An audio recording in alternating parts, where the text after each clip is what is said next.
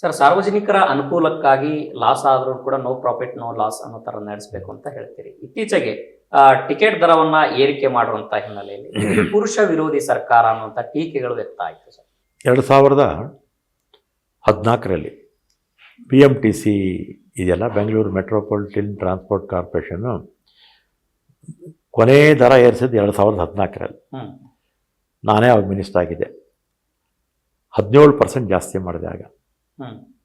ಅದಕ್ಕೆ ಮುಂಚೆ ಆಮೇಲೆ ಡೀಸೆಲ್ ದರ ಕಡಿಮೆ ಆಯಿತು, 2% ಕಡಿಮೆ ಮಾಡಿದ್ವಿ. ಅಂದರೆ 2014ರಲ್ಲಿ 17 -2% ಅಂದರೆ 15% ಕೊನೆ ಮಾಡಿದ್ದು, ಟಿಕೆಟ್ ದರ ಜಾಸ್ತಿ ಮಾಡಿದ್ದು. ಈಗ 2025 2014ರಲ್ಲಿ ಡೀಸೆಲ್ ಬೆಲೆ ಎಷ್ಟಿತ್ತು? 40-50 ರೂಪಾಯಿ ಇರಲಿಲ್ಲ. ಆಗ ಸ್ಯಾಲ್ರೀಸ್ ಎಷ್ಟಿತ್ತು? ಟೈರು, ಟ್ಯೂಬು, ವೇರಿಯಂಟ್ ಟೈರ್ ಎಷ್ಟಿತ್ತು?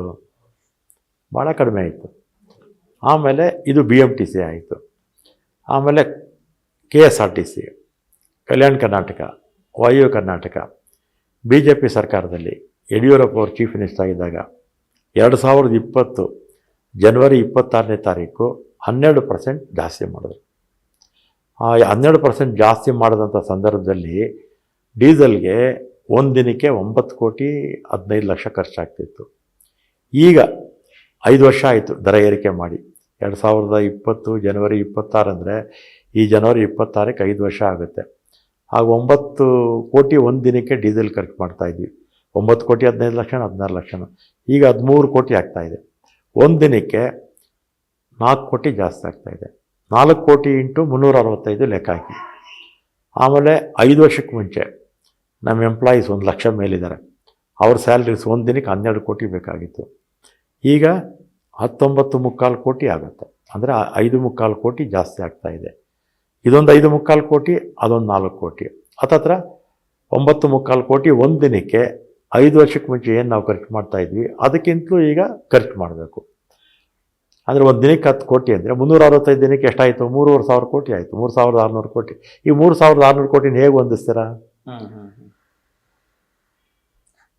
ಆಮೇಲೆ BJP ಅವ್ರು ಮಾತಾಡ್ತಾರೆ, ಮಾಡೋದು ಅನಾಚಾರ, ಮನ ಮುಂದೆ ಬೃಂದಾವನ ಅಂತ BJP ಅವ್ರದ್ದು.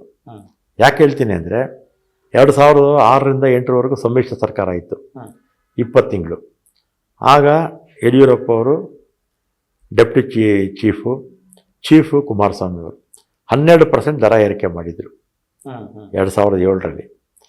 ಇವರು ನಮ್ಮ ಚಲರಾಯಸ್ವಾಮಿ ಅವರು ಟ್ರಾನ್ಸ್ಪೋರ್ಟ್ ಮಿನಿಸ್ಟರ್, ಈಗ ನಮ್ಮ ಪಕ್ಷದಲ್ಲಿದ್ದಾರೆ. ಅವ್ರು ಯಾಕೆ ಮಾಡಿದ್ರಾಗ? ಆಮೇಲೆ ಅಶೋಕ್ ಅವರು 2008ರಿಂದ 13ವರೆಗೂ 5 ವರ್ಷ ಸತತವಾಗಿ ಈ ಇಲಾಖೆ ಮಿನಿಸ್ಟರ್ ಆಗಿದ್ದರು. ಸಾಮ್ರಾಟ್ ಅಶೋಕ್ ಅಂತ 5 ವರ್ಷ. 5 ವರ್ಷದಲ್ಲಿ 7 ಬಾರಿ ಟಿಕೆಟ್ ದರ ಜಾಸ್ತಿ ಮಾಡಿದ್ದಾರೆ. 47%. ಒಟ್ಟು 7 ಬಾರಿ ಸೇರಿಸಿ 47% ಟಿಕೆಟ್ ದರ ಜಾಸ್ತಿ ಮಾಡಿದ್ರು. ನಾವು ಮಾಡಿರೋದು ಈಗ 15%. ಅಶೋಕ್ ಅವರು 5 ವರ್ಷದಲ್ಲಿ 47% ಮಾಡಿದರು. ಆಮೇಲೆ 2020ರಲ್ಲಿ ಆಗ CM ಯಾರು? ಯಡಿಯೂರಪ್ಪ ಅವರು. DCM ಸೌದಿಯವರು ಮಿನಿಸ್ಟರ್ ಆಗಿದ್ರು ಅನ್ಸುತ್ತಾಗ. ಅಶೋಕ್ ಅವರು ಇದೇ ಮಂತ್ರಿಮಂಡಲದಲ್ಲಿದ್ದರು. ಯಾಕೆ 12% ಜಾಸ್ತಿ ಮಾಡಿದ್ರಿ? ನಾವು ಮಾಡಿದಾಗ ಹೋಗಿ ಹೂವು ತೊಗೊಂಡೋಗ್ಬಿಟ್ಟು ಮೆಜೆಸ್ಟಿಕ್ ಬಸ್ ಸ್ಟ್ಯಾಂಡಲ್ಲಿ ಹೂವು ಕೊಟ್ಬಿಟ್ಟು ಟಿಕೆಟ್ ದರ ಏರಿಸ್ಬಿಟ್ಟಿದ್ದಾರೆ. ಸಿದ್ದರಾಮಯ್ಯ ಸಾರಿ ಕೇಳ್ತಿರ್ತಾರೆ. ನೀವು 2007ರಲ್ಲಿ ಮಾಡಿದ್ರಿ, ಅಶೋಕ್ ಅವರ 7 ಸಲ 5 ವರ್ಷದಲ್ಲಿ ಮಾಡಿದ್ರಿ, ಯಡಿಯೂರಪ್ಪನವರು 2020 ಜನವರಿ 26ನೇ ತಾರೀಕು ಮಾಡಿದ್ರಿ. ಇಷ್ಟು ಸಲ ಮಾಡಿದಾಗ ಏನು ಲಾಜಿಕ್ಕು, ಈಗೇನು ಲಾಜಿಕ್ಕು ಅವರೇ ಹೇಳ್ಬೇಕು. ಸರ್, ಇನ್ನೊಂದು ಒಂದ್ ಕಡೆಗೆ ದರ ಏರಿಕೆ, ಮತ್ತೊಂದ್ ಕಡೆ ಪಾಸ್ ದರ ಏರಿಕೆ ಆಗಿದೆ. ಪಾಸ್ ಸಹಜವಾಗಿ ಆಗುತ್ತೆ. ಬಸ್ ಪಾಸ್ ಇಲ್ಲ, ಸ್ಟೂಡೆಂಟ್ ಪಾಸ್ ಮಾಡೋದಿಲ್ಲ, ಸ್ಟೂಡೆಂಟ್ ಪಾಸ್ ಮಾಡಿಲ್ಲ. ಇದು ಡೈಲಿ ಪಾಸ್ ಇರುತ್ತಲ್ಲ.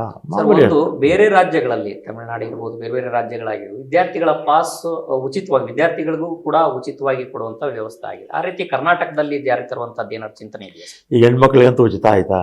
ಇನ್ನು ಗಂಡು ಮಕ್ಳು ಒಂದೇ ಬಾಕಿ ಇರೋದು. ಅದ್ರ ಬಗ್ಗೆ ನಮ್ಮ CM ಯೋಚನೆ ಮಾಡ್ಬೇಕಷ್ಟೆ. ಯಾಕಂದ್ರೆ ಹಣಕಾಸು ಸಚಿವರು ಅವರು ಉಚಿತ ಅಂದ್ರೆ ನಾವು ಉಚಿತ. ಸೊ ರಾಮಲಿಂಗಾರೆಡ್ಡಿ ಅವರು ರೆಡಿ ಇದ್ದಾರೆ. CM ಅವ್ರಿಗೆ ಹಣ ಕೊಡೋದು ಅವರಲ್ವಾ? ಅಲ್ಲ ಸರ್, ಒಂದು ರಾಮಲಿಂಗಾರೆಡ್ಡಿ ಅವರು ಎಲ್ಲರೂ ಹೋಗಿ ಕುತ್ಕೊಂಡ್ರೆ ಕೆಲಸ ಮಾಡ್ಕೊಂಡೇ ಬರ್ತಾರೆ. ಯಾಕಂದ್ರೆ 2,000 ಕೋಟಿ ಸಾಲ ಮಾಡೋಕೆ ಈಗ ಅನುಮತಿ ಕೊಟ್ಟಿದ್ದಾರೆ. ಸಾಲ ಮಾಡೋಕೆ ಅನುಮತಿ ಕೊಟ್ಟಿದ್ದಾರೆ. ಆ ಸಾಲವನ್ನು ಸರ್ಕಾರನೇ ತೀರಿಸ್ಬೇಕು ಅಂತಲೂ ಕೂಡ ಮನವಿ ಮಾಡಿದ್ದೀನಿ. ಹಾ. ಈಗ ಬಡ್ಡಿ ಹಣ ಮತ್ತು ಏನು ಅಸಲು ಇರುತ್ತೆ ಹಾ. ಅದನ್ನು ಗೌರ್ಮೆಂಟ್ ಸರ್ವಿಸ್ ಲೋನ್ ಅಂತಾರೆ, ಹಾ. ಅದನ್ನು ಕನ್ವರ್ಟ್ ಮಾಡಬೇಕು ಅಂತಲೂ ಹೇಳಿದ್ದೀವಿ. ಯಾಕಂದರೆ ನಮ್ಮ ಹತ್ರ ಶಕ್ತಿ ಇಲ್ಲ. ಹಾ. ಕಾರಣ ಯಾಕೆ ಶಕ್ತಿ ಇಲ್ಲ ಅಂದರೆ BJP ಸರ್ಕಾರ 2023ರಲ್ಲಿ ನಮ್ಗೆ ಅಧಿಕಾರ ಬಿಟ್ಟಂಥ ಸಂದರ್ಭದಲ್ಲಿ ಹ್ಮ್.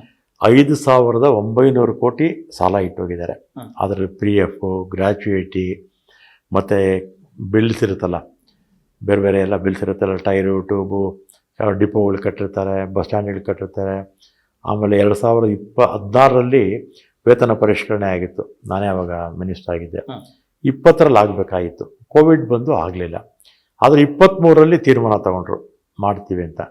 23ರಲ್ಲಿ ತೀರ್ಮಾನ ತೊಗೊಂಡು 15% ಜಾಸ್ತಿ ಮಾಡಿಬಿಟ್ಟು 20ರಿಂದ ಮಾಡ್ತೀವಿ ಅಂತೇಳಿ 38 ತಿಂಗಳದು ಒಂದು ಪೈಸಾನೂ ಕೊಡಲಿಲ್ಲ. ಅವರು ಎಲ್ಲ ಅಕ್ಯುಮುಲೇಟ್ ಆಗಿ 5,900 ಕೋಟಿ ನಮಗೆ ಸಾಲ ಇಟ್ಟೋಗಿ, ಈಗ BJPಯವರು ಅದೇ ಅವ್ರದ್ದು ಸೋಷಿಯಲ್ ಮೀಡಿಯಾ ಬೇರೆ ಇದೆ, ಅವ್ರಿಗೆ ತಲೆಯಲ್ಲಿ ಏನು ಇಲ್ಲ. ಅವರಿಗೆ ಪ್ರತಿದಿನ ಸುಮ್ಮನೆ ಅಪಪ್ರಚಾರ ಮಾಡ್ತಾ ಇರ್ತಾರೆ. 5,900 ಕೋಟಿ ಸಾಲ ಇಟ್ಟವರು ಅವರೇ.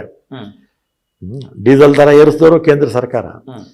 ನಮಗೆ ಡೀಸೆಲ್ ದರ ಏರಿಸ್ದೇ ಇದ್ದರೆ ನಮಗೆ ಅದತ್ರ ಲೆಕ್ಕ ಹಾಕ್ಕೊಳ್ಳಿ ನೀವೇ, 5 ವರ್ಷದಲ್ಲಿ 4 ಕೋಟಿ ಇಂಟು 365 ಇಂಟು 5 ವರ್ಷ